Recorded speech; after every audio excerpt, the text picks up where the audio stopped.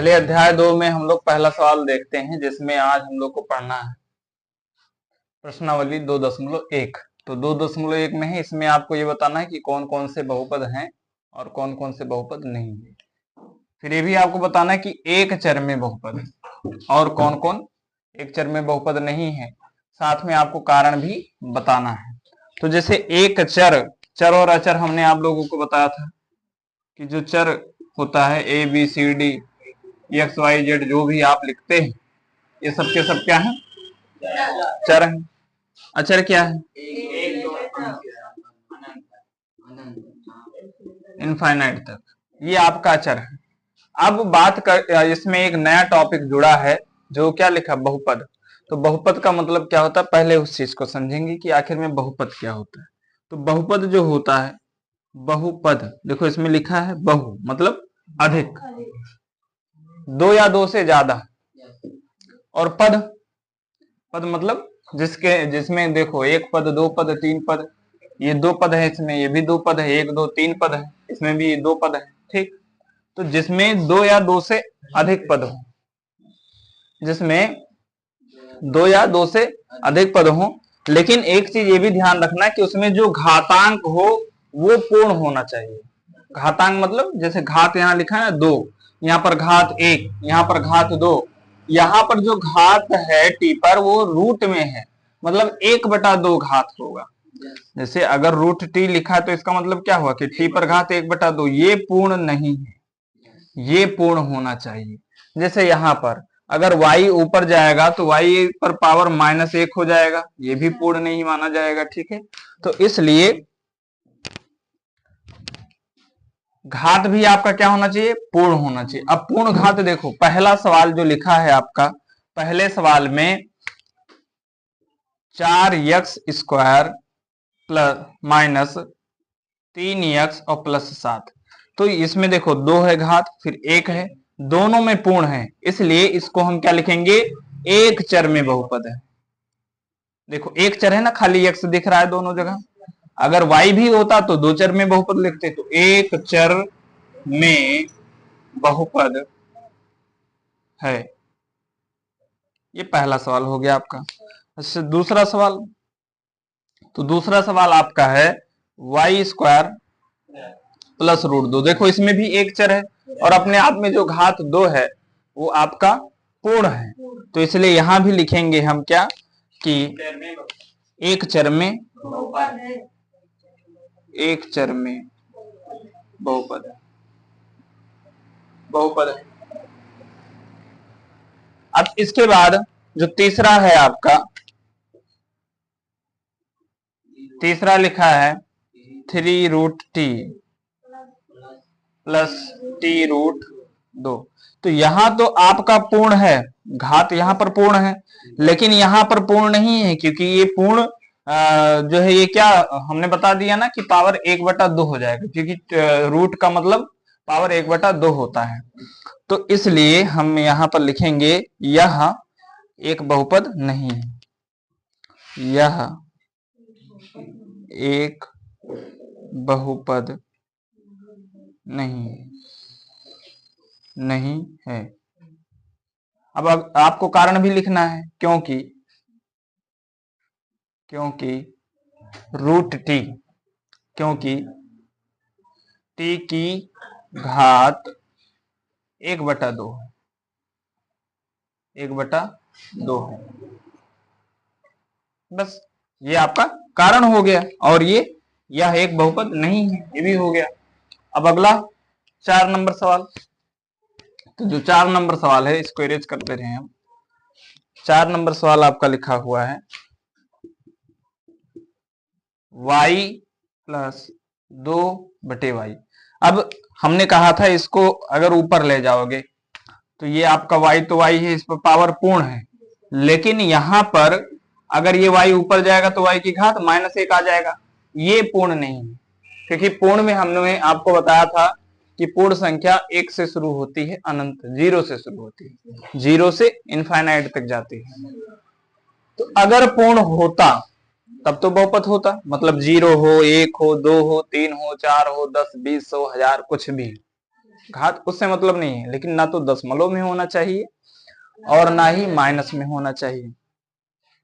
तो यहां हम ये लिखेंगे कि यह एक बहुपद नहीं है, नहीं है, क्योंकि y की घात -1 है। ये भी हो गया। ऐसे पांचवा सवाल भी आप कर लेंगे। पांचवा जो सवाल है उसमें आप देख रहे हैं कि पांचवें सवाल में 1 2 3 मतलब यक्स है, वाई है और टी है। तो बस खाली इसको इतना लिख देना कि ये 3 चर में बहुपद है। 3 चर है ना, एक यक्स है, एक वाई, एक टी है, और घात तीनों पर पूर्ण है। जैसे 10 भी पूर्ण, हमने कहा चाहे 1000 हो 2000 कुछ भी घात लिखा उससे मतलब नहीं है।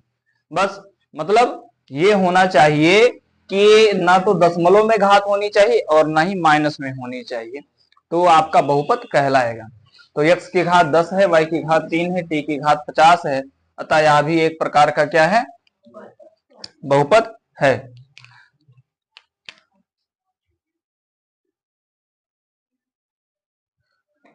तो पांचवा सवाल यहां लिखकर x की घात 10 और प्लस y की घात 3 और प्लस t की घात 50, तो बस यहाँ यही लिख देना है आपको कि यह 3 चर में बहुपद है, बहुपद है। बस हो गया, ठीक है। यहां तक में किसी कोई दिक्कत हो तो अभी भी पूछ सकता है, बाकी नोट कीजिए। दूसरा जो सवाल है इसमें लिखा है कि निम्न में से प्रत्येक में से यक्स स्क्वायर का गुणांक, गुणांक गुणक मतलब यही होता है कि उसमें किससे गुणा हुआ है, बस आपको यही देखना है। जैसे पहला जो सवाल है आपका, उसमें यक्स स्क्वायर में किससे गुणा हुआ है, बस खाली इतना ही देखना है आपको और कुछ नहीं। बाकी कोई कुछ भी लिखा है उससे आपका कोई मतलब नहीं है। जैसे यहाँ यक्स स्क्वायर है तो यक्स स्क्वायर, बाकी इन दोनों लोगों से आपका कोई मतलब है ही नहीं, खाली मतलब किससे है, यक्स स्क्वायर। तो यक्स स्क्वायर के आगे पहली चीज तो क्या लिखा है, प्लस, ये ध्यान रखो। अब यहां हम क्या लिखेंगे, यक्स स्क्वायर का गुणांक, यक्स स्क्वायर का गुणांक। अब समझना है बात को कि यक्स स्क्वायर के आगे क्या कोई संख्या लिखी है, कोई संख्या नहीं लिखी, तो क्या माना जाता है, एक। जब कोई संख्या नहीं होती तो क्या माना जाता है, एक माना जाता है। और प्लस लगा हुआ है इसलिए प्लस में ही एक रहेगा, माइनस नहीं रहेगा। अगर यहाँ माइनस होता तो यहाँ क्या लग जाता, माइनस, इसलिए एक्स स्क्वायर का गुणांक एक। बस इतना ही इसमें था। अब दूसरा सवाल है 2 minus x square plus x cube. इसमें आपको क्या करना है, सबसे पहले इस वाले पार्ट को लिख लेना है। अब की बार माइनस है, माइनस को लेकर लिखना है। तो यहाँ पर जब आप लिखोगे माइनस एक्स स्क्वायर, फिर यहाँ एक्स स्क्वायर का गुणांक, एक्स स्क्वायर का गुणांक। तो हमने बताया एक्स स्क्वायर के आगे कुछ नहीं है तो आपको एक लिखना है, और उसके बाद में आगे चिन्ह कौन सा लगा है वो भी ध्यान रखना है, माइनस, तो माइनस लगा देना है। बस ये भी आंसर हो गया आपका। तीसरा सवाल ऐसे ही, तीसरा सवाल आप करोगे π/2 एक्स स्क्वायर प्लस एक्स। यहाँ पर जो आपका एक्स स्क्वायर है उसको लिख लेना है आपको π/2 और एक्स स्क्वायर। अब यहाँ पर एक्स स्क्वायर का गुणांक, एक्स स्क्वायर में किससे गुणा हुआ है, एक्स स्क्वायर का गुणांक, मतलब कि इसमें गुणा किससे हुआ है, तो जिससे गुणा हुआ है π/2 से गुणा हुआ है, π/2 लिख देंगे।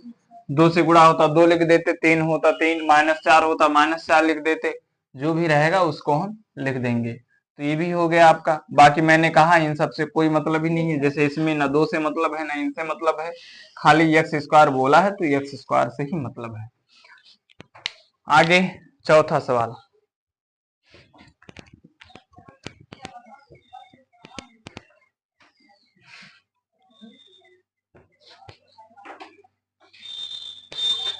जो चौथा सवाल है आपका, √2x-1। अब आपको इन सब में एक्स स्क्वायर दिखाई दिया, लेकिन क्या इसमें एक्स स्क्वायर दिखाई दिया? नहीं। तो जिसमें एक्स स्क्वायर नहीं दिखाई दिया उसमें क्या एक्स स्क्वायर नहीं है? लेकिन लुप्त है। ठीक है, जैसे उसमें एक्स स्क्वायर नहीं है तो उसमें लुप्त है। अब लुप्त मतलब होता है गायब है, जो है लेकिन दिखाई नहीं दे रहा है।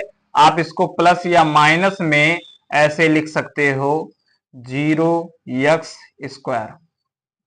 अगर 0 से एक्स स्क्वायर में गुणा करेंगे तो क्या कोई फर्क पड़ेगा? कोई फर्क नहीं पड़ेगा। यहां चाहे प्लस लिखो चाहे माइनस लिखो, 0 के आगे कोई भी चिन्ह का कोई फर्क नहीं पड़ता, ना वो प्लस में होता है ना ये वो माइनस में होता है, वो बीच में होता है। तो एक्स स्क्वायर का गुणांक आपको मिल गया। यहां पर आप लिखेंगे एक्स स्क्वायर का गुणांक क्या हो जाएगा? 0। एक्स स्क्वायर का गुणांक बराबर 0। तो ये बात ध्यान से समझ लो, क्योंकि अक्सर लोग इसी सवाल में गलत करते हैं कि एक्स स्क्वायर का गुणांक तो ढूंढना है लेकिन एक्स स्क्वायर दिख ही नहीं रहा है। तो जब भी एक्स स्क्वायर आपको नहीं दिखेगा तो आप इस तरीके से 0x² आप लिख सकते हो। ठीक है, क्योंकि 0 से एक्स स्क्वायर में गुणा होगा तो 0 ही हो जाएगा, अर्थात बाद में इतना ही बचेगा। तो ये लिखने से आपका कोई फर्क नहीं पड़ता है। मैं थोड़ा आगे भी बता दूं कि जैसे √2x-1 और ये 0 का एक्स स्क्वायर में गुणा होगा तो 0 ही हो जाएगा। तो बाद में 0 लिखो या ना लिखो कोई फर्क नहीं पड़ता, यही बचेगा जो आपका पहले था। तो इसलिए इसको आप ऐसे लिख सकते हो, और जब ऐसे लिखोगे तो एक्स स्क्वायर में किससे गुणा हुआ? 0 से, अर्थात आपका गुणांक 0 हो जाएगा। अब नोट कीजिए,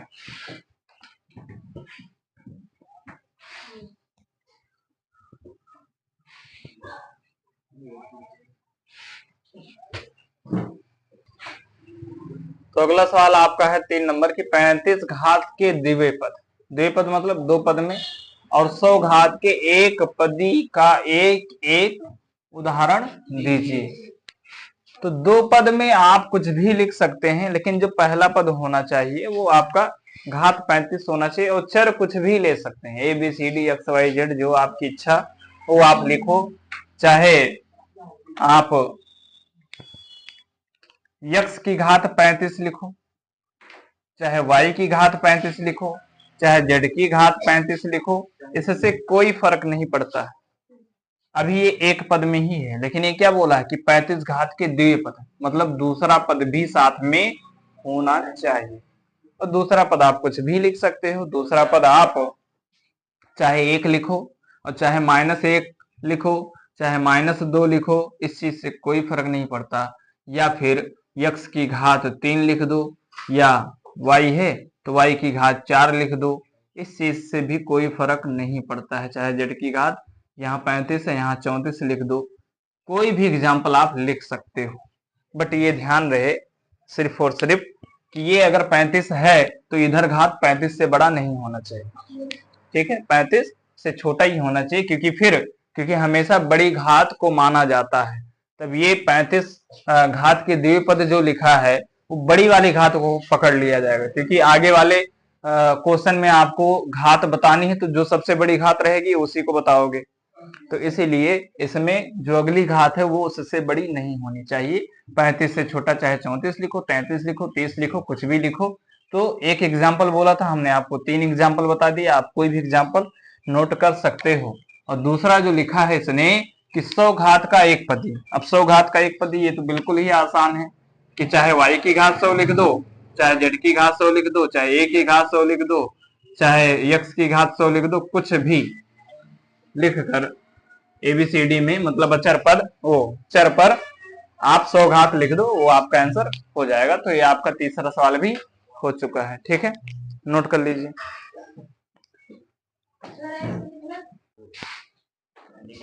चलो देखो, तो निम्नलिखित बहुपदों में से प्रत्येक बहुपद की घात, प्रत्येक बहुपद देखो 3 है, 2 है और फिर x की एक घात है। तो सब एक प्रकार का बहुपद है। बहुपद हमने बताया है x पर क्या होना चाहिए, पावर पूर्ण होना चाहिए। तो यहाँ भी देखो x पर पावर पूर्ण है, मतलब 3 है, यहाँ 2 है, यहाँ 1 है, यहाँ 2 है, यहाँ भी 1 है, कोई भी रूट में या फिर बटे में नहीं है। तो इसलिए सब का सब क्या लिखा है, ये बहुपद ही, सबका सब क्या लिखा है, बहुपद है।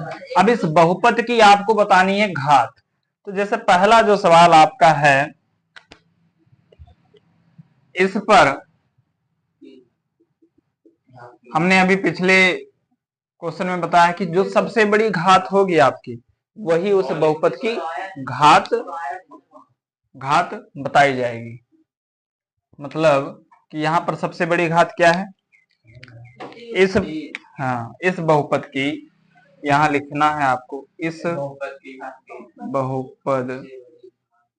की सबसे बड़ी घात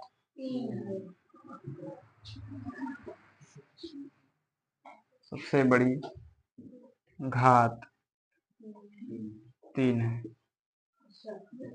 अतः बहुपद की घात बराबर 3। अतः बहुपद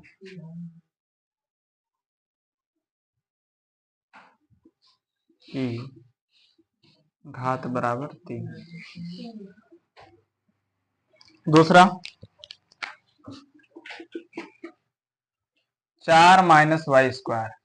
अब यहां भी देखो y पर सबसे बड़ी घात क्या है, 2। तो यहां ऐसे लिख लो कि y की सबसे बड़ी घात, y की सबसे बड़ी घात 2 है।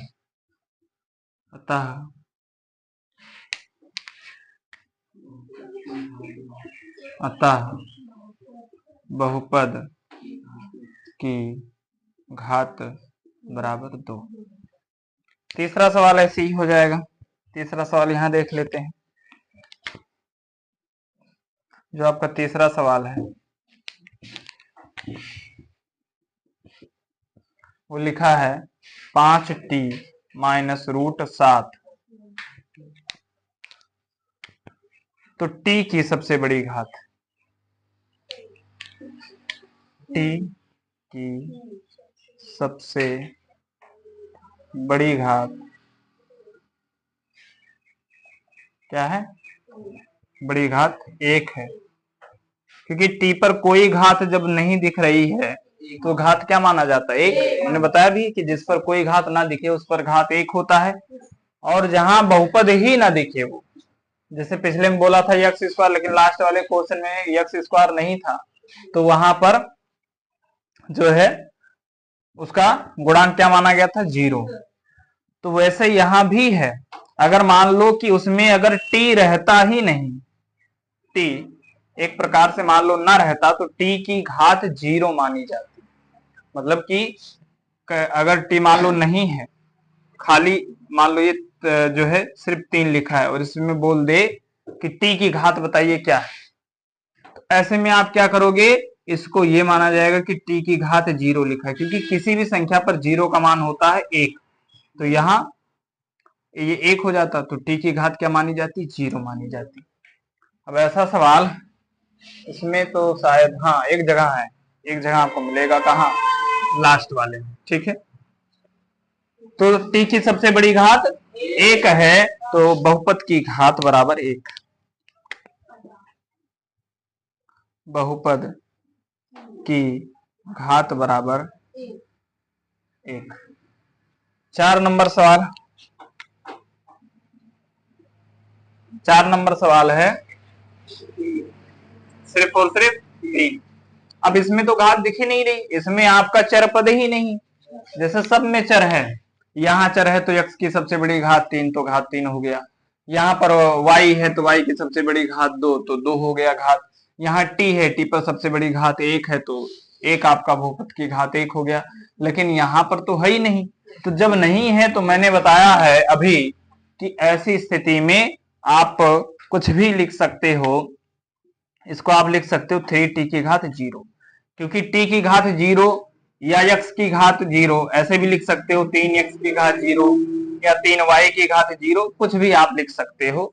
तो ऐसे में यहाँ बहुपद की घात क्या हो जाएगी, 0 हो जाएगी, क्योंकि x पर 0 हो तो भी 1 होगा, y पर 0 हो तो भी 1 होगा, z पर 0 हो तो भी 1 होगा। दुनिया का कोई भी संख्या या कोई भी चर या चरपद हो, उस पर अगर पावर 0 है तो उसका मान 1 होगा। क्या होगा, 1 होगा। ठीक है, मतलब कि आपने यहाँ छोटा आ लिख दिया और इस पर लिख दिया 0, तो इसका मान भी 1 ही होगा। मतलब कुछ भी लिख दो, उसके ऊपर अगर पावर 0 है तो उसका मान 1 ही होगा और दूसरा कुछ नहीं होगा।